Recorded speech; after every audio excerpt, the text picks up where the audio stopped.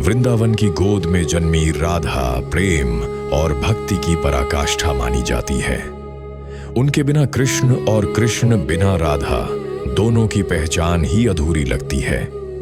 बचपन से ही राधा की आंखों में बस एक ही नाम बसा था, श्याम, मुरलीधर, नटखट कन्हैया। वृषभानु जी और कीर्तिदा की पुत्री के रूप में राधा रानी का जन्म भाद्र शुक्ल अष्टमी को यमुना नदी के कमल पर प्रकट होने के रूप में हुआ। वृषभानु जी ने उन्हें यमुना जी से प्राप्त किया और रावल में लाए। बाद में उनका पालन पोषण बरसाना में हुआ, जिसे अक्सर उनका घर या लालन स्थान कहा जाता है। जन्म के समय राधा रानी की आंखें बंद थीं, जो तब खुली जब बाल कृष्ण उनके सामने आए। बरसाने की गलियों में नन्ही राधा रानी अपनी सखियों के साथ खेल कूद करती तो हवा भी जैसे झूम उठती थी।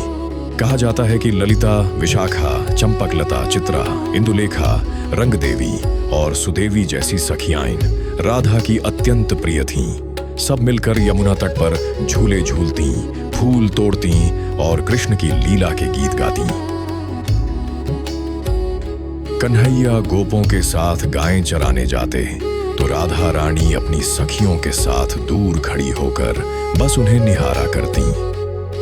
कभी छुप छुप कर राह रोकना, कभी माखन चुराने की शिकायत करना, तो कभी नाराज होकर रूठ जाना। ये सारी नोक झोंक ही राधा कृष्ण की मधुर लीलाओं का रस बन जाती थी। होली के दिन जब नंदगांव के गोप बरसाने आते तो राधा रानी और उनकी सखियां पिचकारियों और लाठियों से उनका स्वागत करती। कृष्ण रंगों से सराबोर राधा के पास पहुंचते तो सखियां हंसते हंसते उन्हें घेर लेती।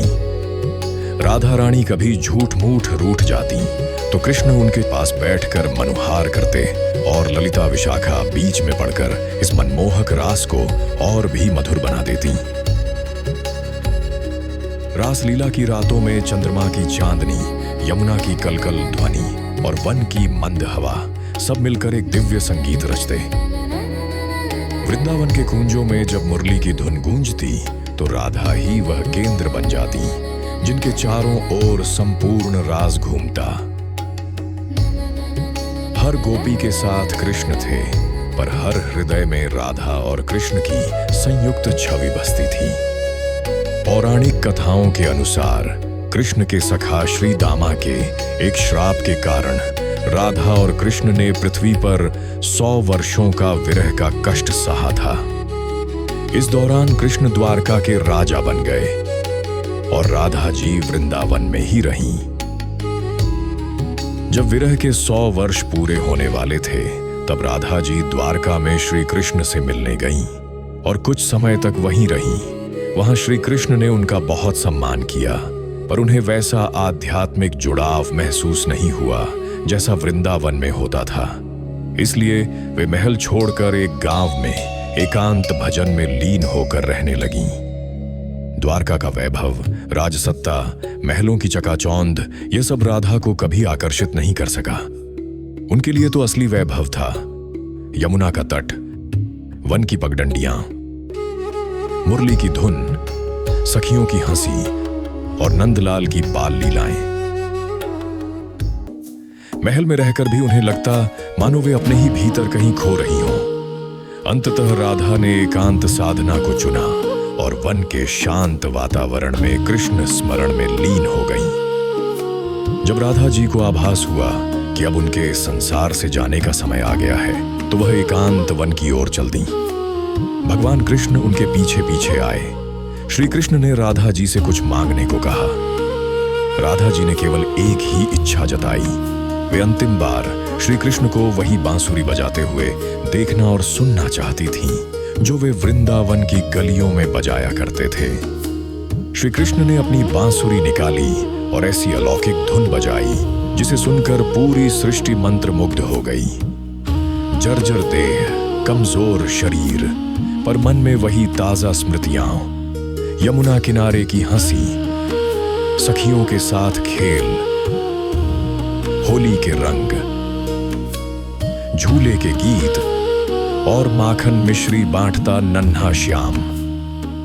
मुरली की उस अंतिम धुन के बीच राधा की आंखें धीरे धीरे बंद हो गईं। उनके होठों पर हल्की मुस्कान थी, जैसे कह रही हूं, अब वृंदावन से अलग नहीं हूं, अब स्वयं श्याम में ही समा गई हूं। राधा जी उस मधुर संगीत को सुनते सुनते और कृष्ण के ध्यान में मग्न होते हुए धीरे धीरे कृष्ण में ही विलीन हो गईं। कहते हैं कि राधा जी के जाने के बाद कृष्ण इतने दुखी हुए, उन्होंने अपनी प्रिय बांसुरी को तोड़ दिया और नदी में फेंक दिया। उन्होंने महसूस किया कि उनकी बांसुरी केवल राधा के लिए थी और उनके बिना उस संगीत का कोई अर्थ नहीं था। इसके बाद कृष्ण ने जीवन भर फिर कभी बांसुरी नहीं बजाई। भक्ति मार्ग में राधा और कृष्ण को अलग नहीं माना जाता। राधा कृष्ण की ह्लादिनी शक्ति है। उनका विलीन होना यह दर्शाता है कि आत्मा का अंततः परमात्मा में मिलन हो गया। भक्तों के हृदय में राधा कृष्ण की यह अनंत प्रेम कथा आज भी गूंजती है।